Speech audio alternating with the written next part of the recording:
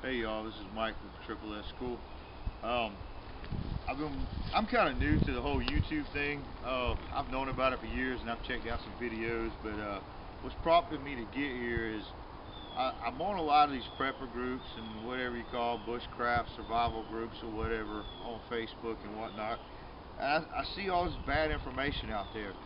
Now, don't get me wrong, there's a lot of good information too, but a lot of it's just bogus. It's just something that somebody's read or something that somebody heard somebody else say, but there's just a lot of it. So I decided I would start a little gathering of videos or whatever and try to show some of the stuff that I know and some of the things that I keep on hand. And so I thought I would just start with my everyday carry bag. I do a lot of traveling and this thing goes everywhere with me.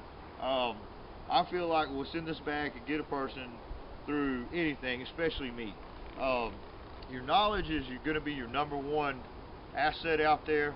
Um, but without your kit, your knowledge is, going to be nothing. So let's kind of go over what I got here. This is what I consider to be the ultimate bug out carry bag.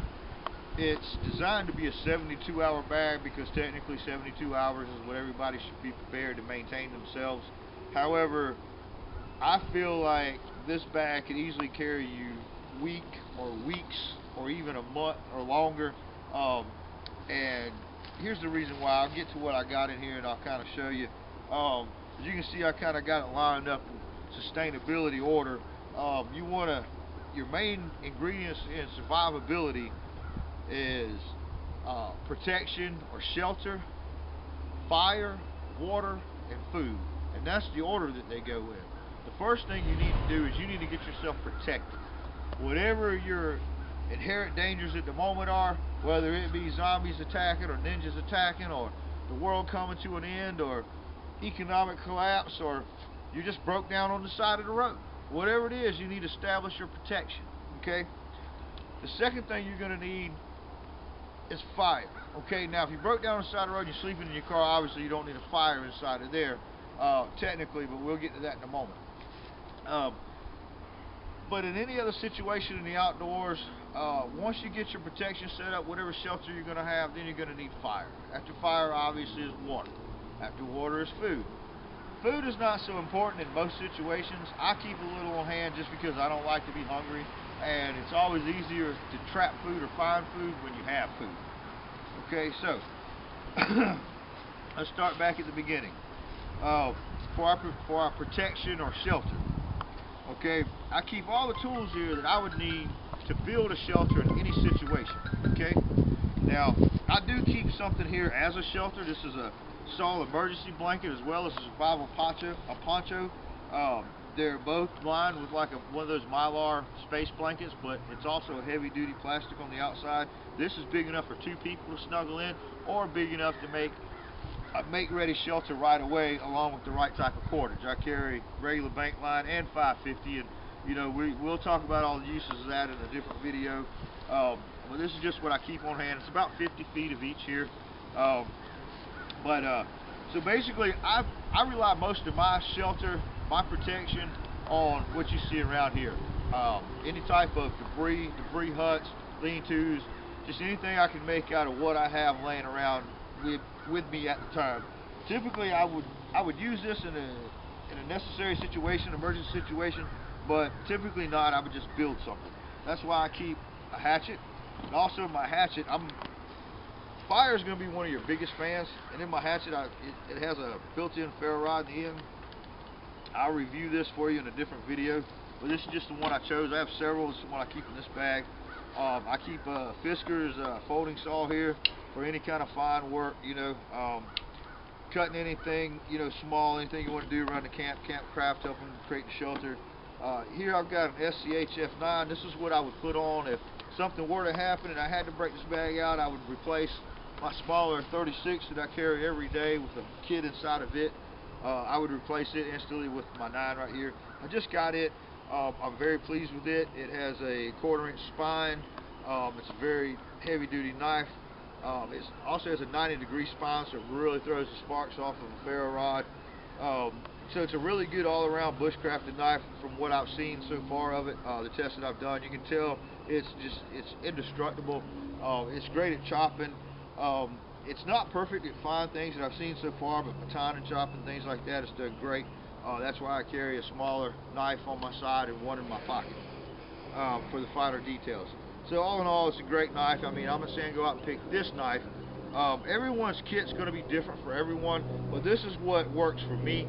And these are the basics. These are the basics that everyone should be following, whether it's exactly this or not. So this is kind of what I go with. So I'm not telling you to run out and buy each one of these tools that I'm describing, but you need to know what works best for you and pick similar items to make your kit. I keep this little Gerber multi-tool. I know there's bigger, better, more expensive ones out there, but this one has done everything I've needed to do over the years. I've got several others that you know, they're okay also. I just keep this one. I prefer this one for what I got here. Again, you know, pick what you like, but this is, you know, what I chose for this one. Fire kits. I built this little fire kit. Obviously, I believe in building all my own stuff because I pick the things that work best for me and I put them together. And in this one little container, it weighs less than a pound probably. I've just got every way you can imagine to start a fire. And what I do is I'll just take you out and show the contents. We'll talk about them in a minute. Of course, I got a mag bar, a ferro rod, a striker. Keep a traditional lighter, or a modern lighter, I should say.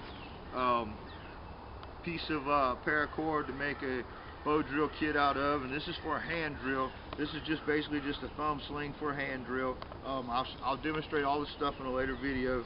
And I keep these containers in here. I know, right? This is like a clown car. Everything keeps coming out of this bag. It's unbelievable. So you see, I got these little containers. I got them all labeled in here. What's in them? Basically, it's tinder, cotton balls. This is shavings and matches. This is just standard waterproof camping matches. I think by Coleman or something. I keep those in here just in case. I keep all kinds of ways. You never know what you're going to need. Of course, I would start with, in any survival situation, I would start with like my hand drill and my bow drill because it's a constant renewable resource. Then I would continue with maybe my matches or, you know, whatever. Just I have these shavings right here. I keep these in here. This is off of a piece of fat lighter. Those work well when you add them with the bow drill or the hand drill. It really helps get you know, elongate your coal for there for that scenario.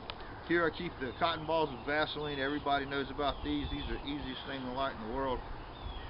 Keep this thing packed full. Man, you can start fires like nothing with these. And I mean, as a matter of fact, you can take these little ferro rods on the bottom. I've never been able to start a fire with any of this other than these cotton balls. And man, one strike and it's on fire.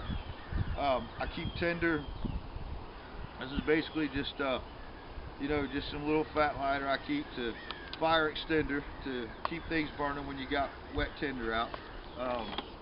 Ferro rod, mag bar, you know, everybody knows how to use those pretty much.